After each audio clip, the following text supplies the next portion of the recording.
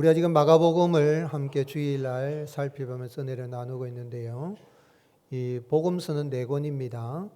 근데 그 복음서를 한 권으로 이렇게 줄이려고 하는 사람들도 있습니다. 신학자들 가운데에 복음의 내용이 다 비슷하니까 하나로 줄였으면 좋겠다. 컨덴스해서 이렇게 축약을 시키려고 했지만 합당하지 않다는 것이 지난 역사 속에서 다 증거가 되고, 이 복음서를 쓰게 된 서신서는 아니지만은 복음서를 쓴 대상이 있습니다. 마태복음은 유대인을 대상으로 이렇게 썼고, 또 누가복음은 헬라인을 대상으로 썼습니다. 그리고 요한복음은 전 세계 모든 인류를 대상해서 썼다고 볼 수 있습니다. 그런데 마가복음은 누구를 대상으로 썼냐면 로마에 있는 성도들을 대상해서 쓴 겁니다. 그래서 원 저자이신 하나님이 이 마가복음을 기록하게 한 이 마가 요한이 이 마가복음을 기록한 그 목적은 로마에 살면서 믿음을 지키고 있는 환난과 박해 중에 있는 성도들을 대상으로 먼저 그들에게 복음의 말씀을 전하고, 또 이제 예수님을 믿는 사람들이 이 땅에 살아갈 때 어떤 어려움이 있어도 인내하고 살아갈 것을 격려하고자 하는 그런 의미에서 이 복음서를 기록했다고 볼 수 있습니다. 특별히 이 마가복음을 기록할 때의 그 로마의 상황은 서기 64년에 로마에서 큰 이 화재가 일어나게 됩니다. 대화재가 일어나게 돼서 많은 사람들이 죽습니다. 그런데 네로 황제는 그 책임을 누구에게 돌렸냐면 그리스도인들에게 돌렸습니다. 그리스도인들에게 돌려서 이 그리스도인들이 이런 불을 질렀다 해서 그 책임을 돌렸습니다. 사실은 여러 역사가들이 이야기는 네로가 시를 짓기 위해서 감흥을 불러일으키기 위해서 큰 불을 보면 시가 나올 수 있다, 그 말을 듣고 이 로마에 불을 일으킨 것으로 그렇게 보는데, 그 책임을 그리스도인들이 전가하겠고, 그로 말미암아서 그리스도인들은 수많은 사람들이 박해를 당하고 죽어가고 그런 상황입니다. 그래서 로마의 이 성도들은 이 지상에서 신앙을 지킬 수가 없으니까 땅 속으로 들어가서 카타콤에 들어가 숨어서 신앙을 지킵니다.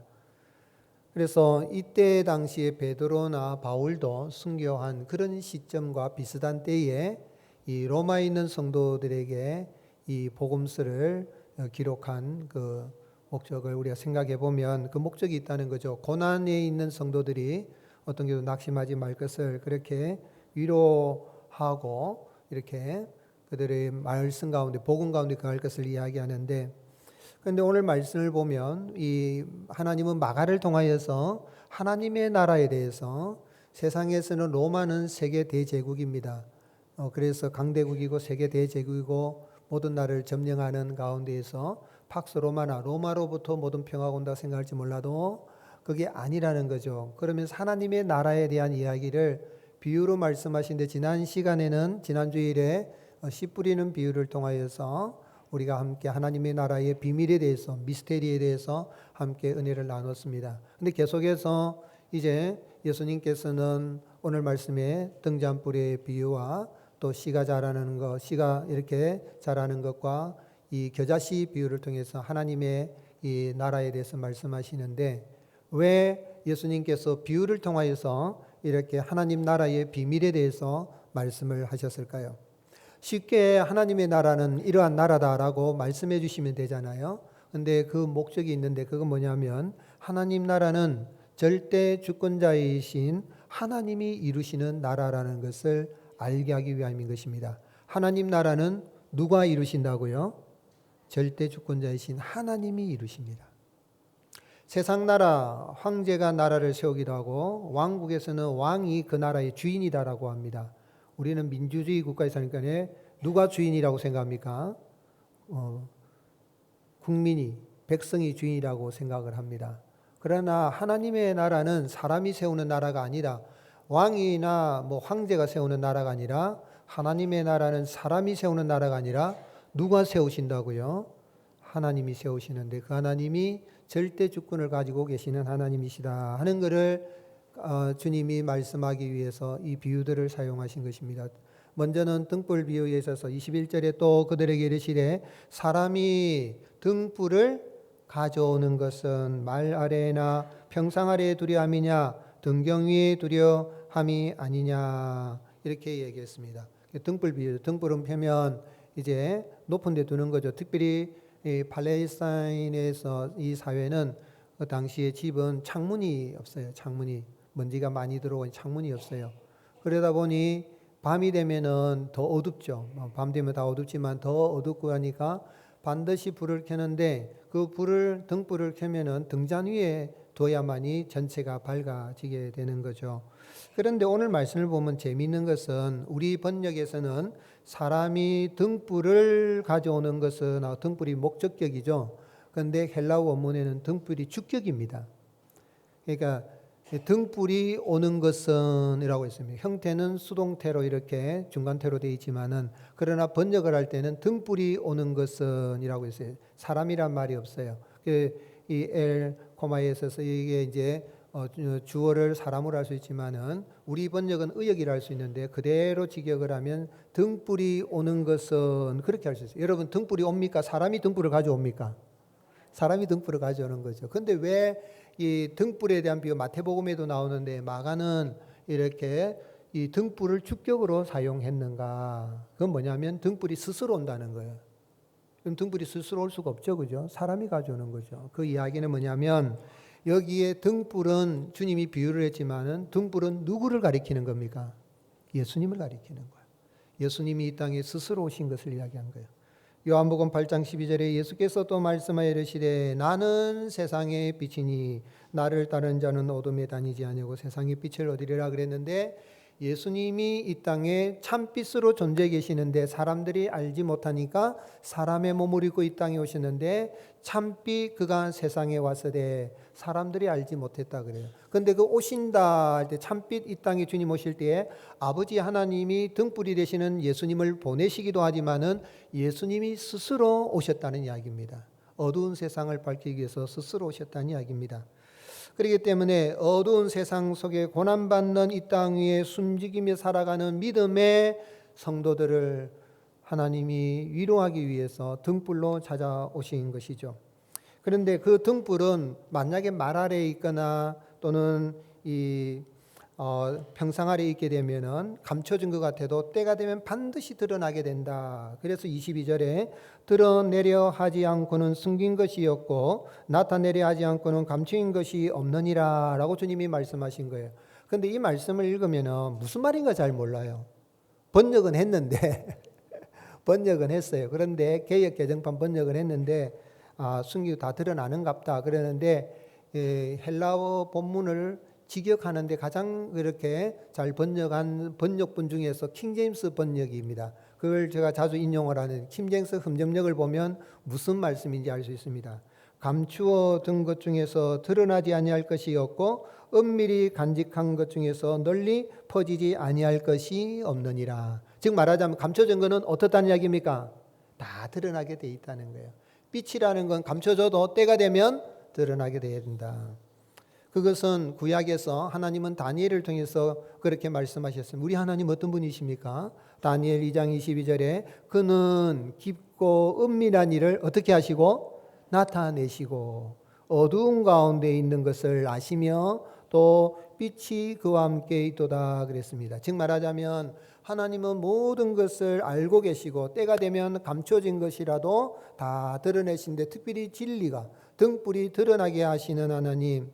로마의 성도들에게 이 말씀은 위협의 말씀이 아니라 위로와 격려의 말씀이요 하나님의 약속의 축복의 약속의 말씀인 것입니다. 지금은 복음이 감춰져 있는 것 같지만은 황제들의 박해로 인하여서 아무 힘도 없고 복음이 능력이 없는 것 같습니다. 로마의 칼이 힘이 있어 보입니다. 그렇죠. 지금도 마찬가지죠. 하나님의 말씀 복음은 아무 힘이 없는 것 같아요. 교회가 힘이 없는 것 같아요. 세상에 권력이 힘이 있고 돈이 힘이 있고 지식 정보가 힘이 있어 보이지 하나님의 말씀은 아무 능력이 없는 것처럼 보인다. 그런데 그 말씀을 붙들고 신앙을 지키는 로마 성도들 죽어가면서 신앙을 지키는 그들 얼마나 낙심이 되겠습니까? 그러나 하나님이 때가 되면 다 어떻게 하신다고요? 나타나게 하신다. 등불이신 주님이 오셔서 참빛인 성도들이 다 드러나게 하실 것이다 그랬습니다. 실제로 그것은 역사에 이루어졌습니다. 300년 동안 카타콤베에 이렇게 땅속의 무덤입니다. 300년 동안 참 자녀들이 태어나면 거기에서 하나님을 예배하고 믿음을 지키다가 죽으면 거기에 또 묻히게 되는 지하 무덤이죠. 300년이란 세월을 그렇게 보내는데 이제는 박해가 끝나고 하나님께서 때가 되매 313년 밀라노 칙령이 콘스탄티누 대제 황제를 통하여서 발표되면서 이로 인하여서 이제 기독교인들이 신앙을 가질 수 있는, 신앙생활을 할 수 있는 자유가 주어지게 됩니다. 즉 기독교가 공인이 된다는 거예요. 그러다가 391년경이 넘어가면 데오도시우스 황제, 아주 경건한 황제인데 이 데오도시우스 황제가 기독교를 로마의 국교로 선포하게 됩니다. 이제는 역으로 이방 종교인들이 박해를 당할 수밖에 없게 되겠죠. 즉 말하자면 300년 동안 그렇게 박해를 당하고 400년 동안 그렇게 억눌림을 당했던 그들이 때가 되면 드러나게 할 것이다 하시는, 등불이 빛을 발하게 할 것이라는 그 주님의 약속이 역사 속에 이루어졌음을 이야기하면서 이 땅 위에 예수님 있는 그 복음, 그 신앙, 하나님의 나라를 위해서 나아가는 우리의 신앙이 약해 보이는 것 같아도 때가 되면 하나님이 아주 힘있게 나타내게 하신다. 즉 하나님의 나라는 누가 세우신다는 이야기입니까? 하나님이 세우시고 하나님이 드러나게 하시는데, 오늘 말씀 보면은 드러날 뿐만 아니라 하나님의 나라는 하나님이 자라게 하시는 분이다 하는 거예요. 나타날 뿐만 아니라 자라게 하신다. 26절 또 이르시되 하나님의 나라는 사람이 씨를 땅에 뿌린 것 같으니 그가 밤낮 자고 깨고 하는 중에 씨가 나서 자라되 어떻게 그리 되는지를 어떻게 해요? 알지 못하느니라. 누가 알지 못한다고요? 농부가. 사람이 씨를 뿌렸어요. 그런데 어느 날 싹이 나요. 그리고 자라고 열매가 맺었는데 분명히 뻔히 눈으로 보는데 미스테리입니다. 아, 자라는구나, 열매가 맺어졌구나 하는 걸 알지만은 농부가 그 자라는 비밀을 압니까? 모릅니까? 알지 못하느냐. 누구만 아시는 겁니까?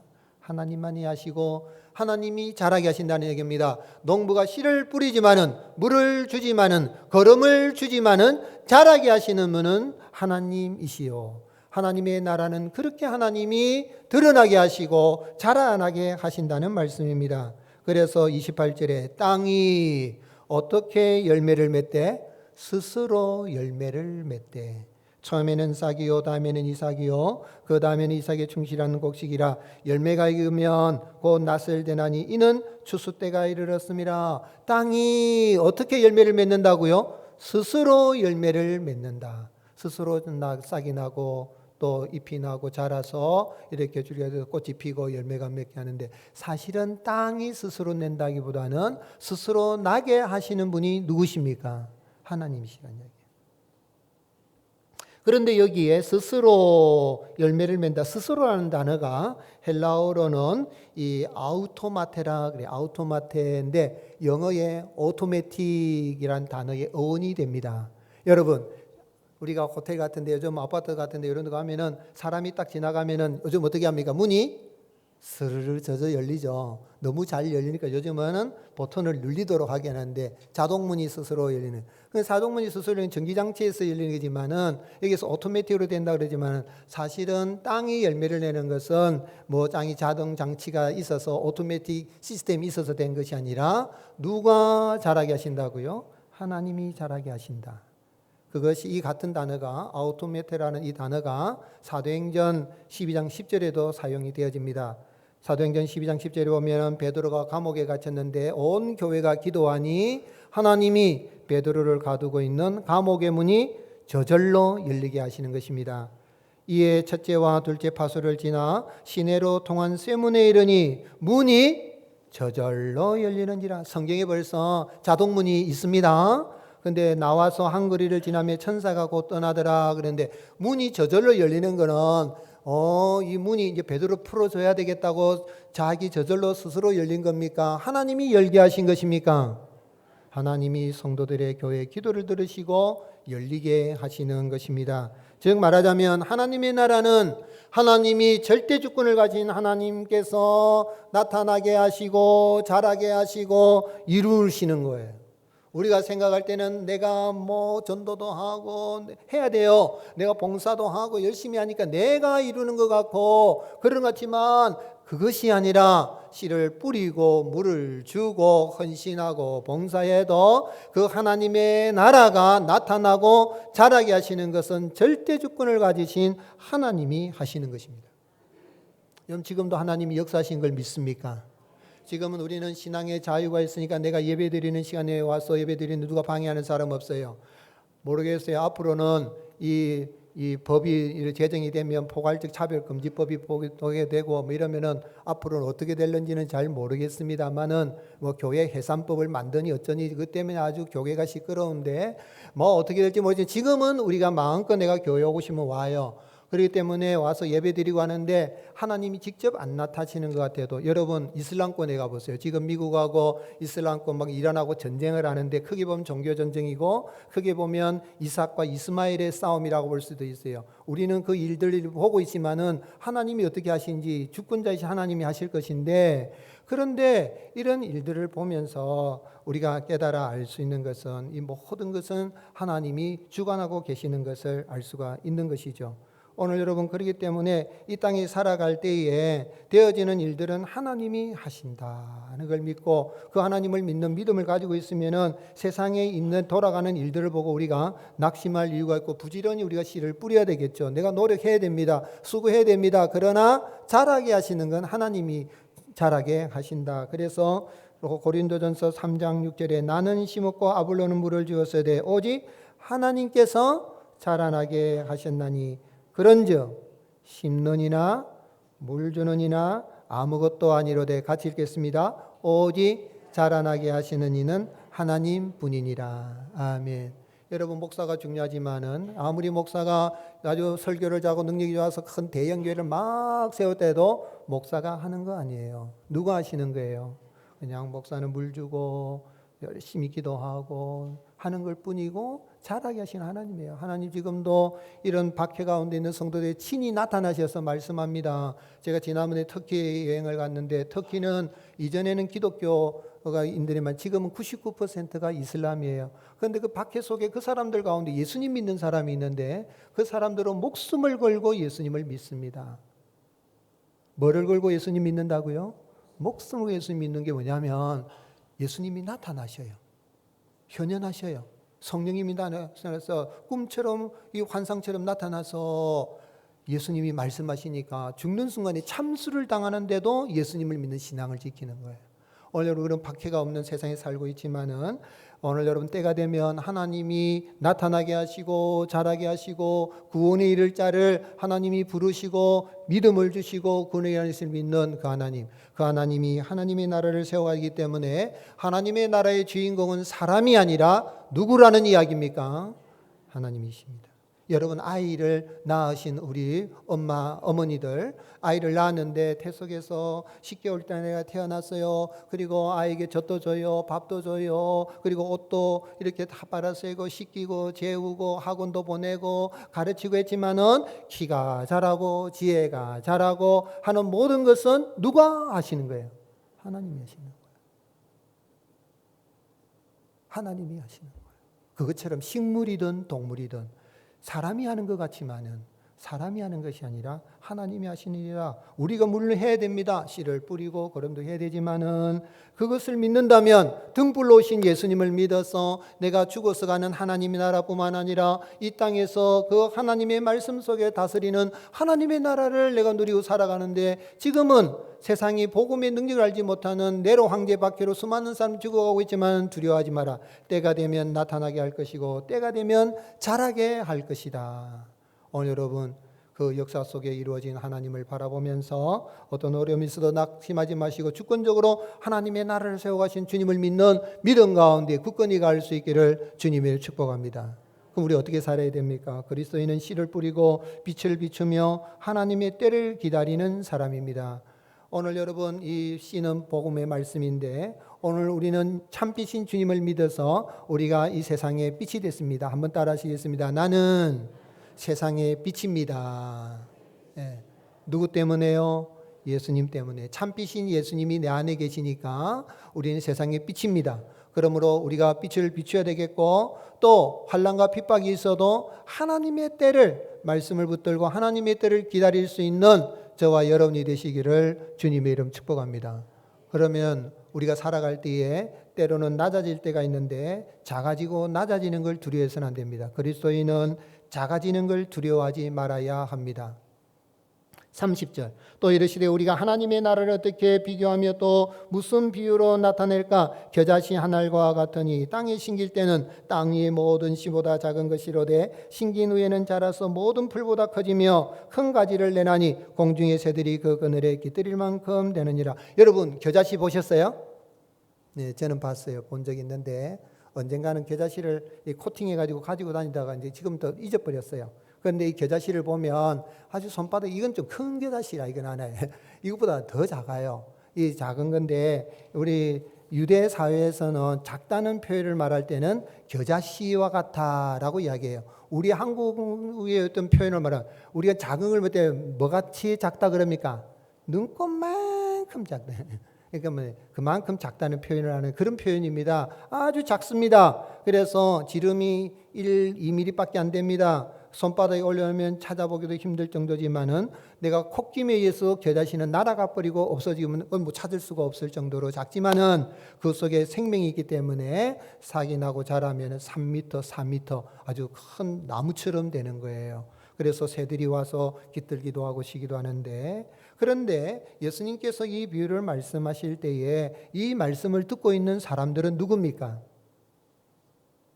예수님께 와서 예수님 말씀을 듣고 구원받고 신자가 되고 제자가 되고 또 제자들 가운데는 다른 신자를 세우고 제자를 세우는 목자로 사는 사람들이 있는데 그 사람들이 사회적으로 뛰어난 사람입니까? 아닙니다. 대제사장, 종교 행사를 집례하는 제사를 집례하는 대제사장이나 율법을 다 외우는 서기관 바리새인이 아니라 예수님께 와서 예수님 말씀을 듣고 있는 사람들은 누굽니까? 고기 잡아먹고 살고 있던, 그렇다고 어부를 비하하는 건 아닙니다. 이 어부 출신 갈릴리 어부들, 또한 세상에서 손가락질 당하는 창기, 또 창녀라고 손가락질 당하는 사람, 세리라고 매국노라고 이렇게 손가락질 당하는 사람들, 그 사람들이 이 말씀을 듣고 참 주님을 믿고 구원받게 되는데 바로 이들이 겨자씨입니다. 보잘것없죠. 세상에 보면은 아이고 저 사람들이 뭘 일하겠어, 교회 다니는 것들이라고 표현할 수가 있어요. 예수쟁이들이라고 할 수 있어요. 그렇게 보이겠지만은 하나님은 그 겨자씨 속에 복음을 주셔서 세상 사람이 감당할 수 없는 하나님의 나라를 세워 가십니다. 그래서 에스겔 선지자를 통해 하나님은 말씀하시기를, 에스겔 17장 22절에 주 여호와께서 이같이 말씀하시되 내가 백향목 꼭대기에서 높은 가지를 꺾어다가 심으리라. 내가 그 높은 세 가지 끝에서 무엇을? 연한 가지를 꺾어 높고 우뚝 솟은 산에 심되 어디에 심으리니? 이스라엘 높은 산에 심으리니 그 가지가 무성하고 열매를 맺어서 아름다운 백향목이 될 것이요 각종 새가 그 아래에 깃들이며 그 가지 그늘에 살리라. 우리 예수님이 이 비유 말씀하시는 가운데에 예수님 오시기 전에 예언하였던 에스겔 선지자의 말씀은 그걸 다 성취하시고, 세상에서 보잘것없이 보이고 낮아지고 작아지는 거, 다들 큰 거를 좋아합니다. 대형을 좋아합니다. 교회도 대형교회 다니면 자기 신앙이 큰 것처럼 착각합니다. 우리가 조그마한 다리를 하나도 대교라고 합니다. 우리 아이들에게도 커서 큰 사람이 되라고 합니다. 그러나 성경에서는 겨자씨와 같이 작아지는 걸 두려워하지 마라. 이 세상 사람들의 가치관을 따라 살지 말고 하나님을 믿는 믿음 가운데 혹시 환난과 핍박이 있어도 낮아지고 보잘것없어도 때가 되면 하나님이 나타나게 하시고 때가 되면 자라게 하실 걸 믿는 믿음으로 낮아지는 걸, 작아지는 걸 두려워하지 말라는 이야기입니다. 그리고 특별히 이 겨자씨는 결국은 어떻게 보면 누구를 가리킵니까? 예수님을 가리켜요. 여러분, 예수님이 이 땅에 오실 때에 아주 백마 타고 뭐 이렇게 오셨어요.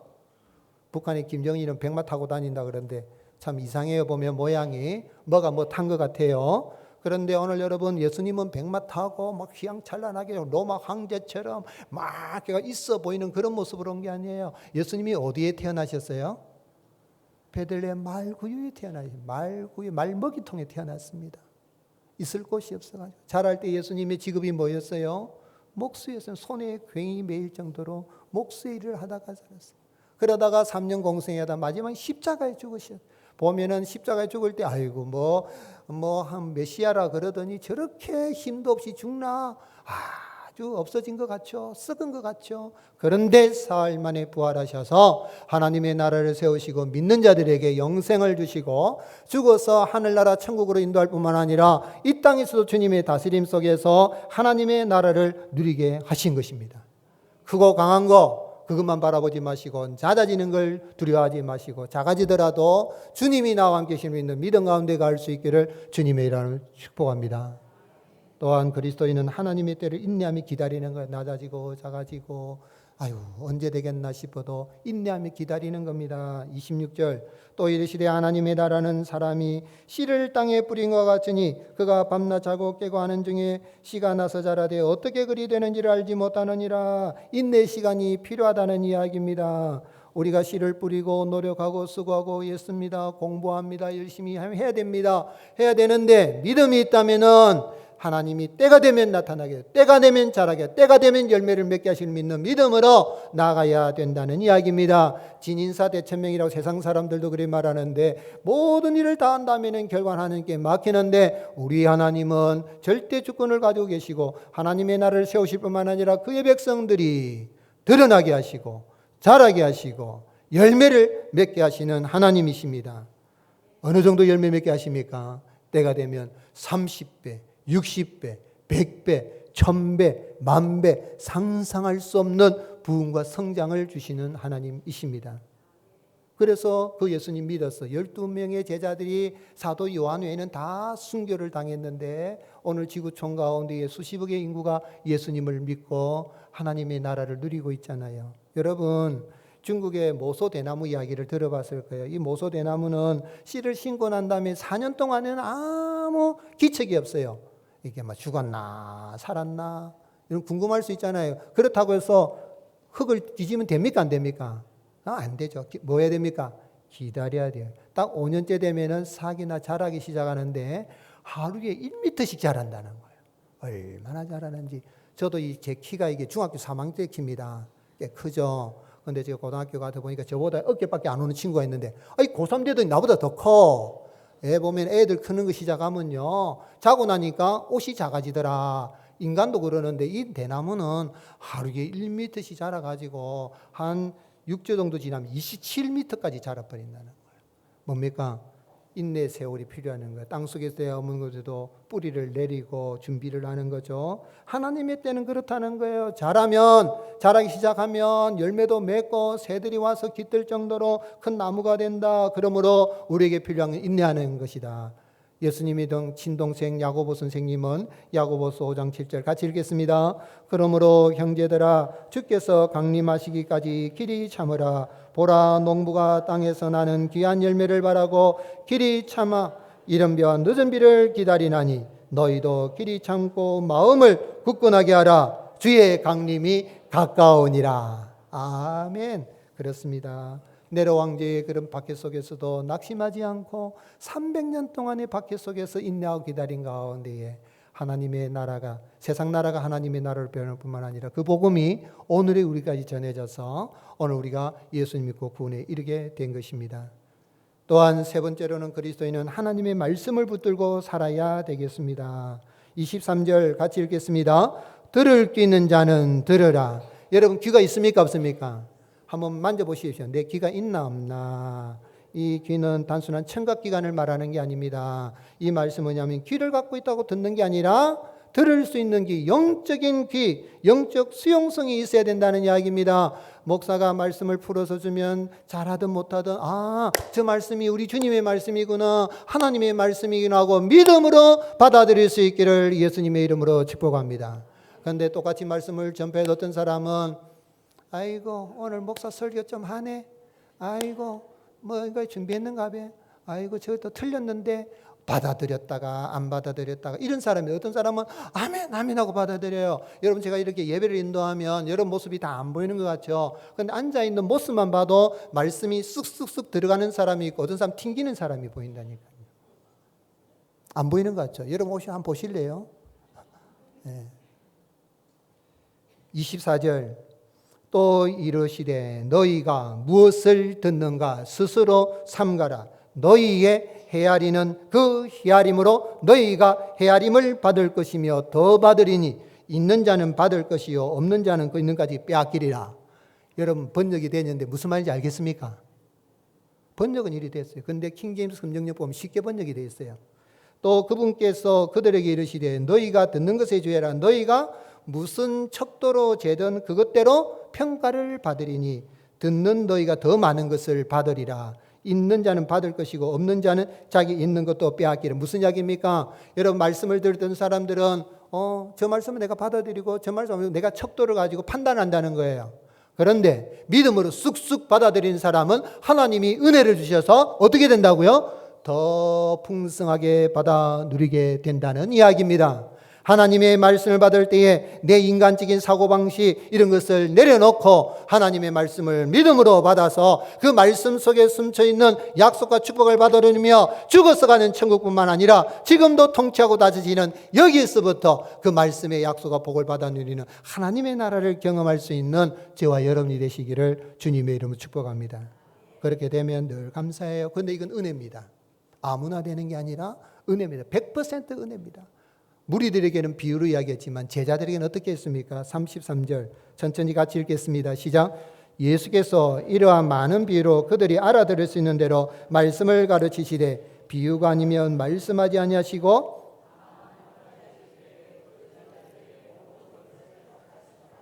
아멘.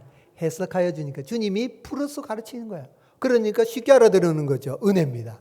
여러분 성령님이 오셔서 우리에게 이러한 비유를 알게 해주신 것 시편 78편 2절에 내가 입을 열어 비유를 말하며 예로부터 감췄던 것을 나타내려 드러내려 하나니 우리 주님이 오셔서 비유해 주실 뿐만 아니라 우리에게 부족하지만 목사가 강론하는 말씀을 통하여 성령님이 스승이 되셔서 깨달아 알게 해주실 때에 그 말씀을 붙잡고 그 말씀에 붙들려서 그 말씀 속에 있는 축복을 받아 누리며 바로 여기에서부터 하나님의 나라를 경험하고 환난과 핍박과 어려움이 있어도 멸시천대 조롱이 있고 박해가 있다 하여 두려워하지 마시고 때가 되면 열매를 거두게 하시고 성장하게 하시는 그 주님을 바라보는 믿음 가운데 주님의 다스림 속에서 하나님의 나라를 누리고 살아가는 저와 여러분이 되시기를 예수님의 이름으로 축복합니다.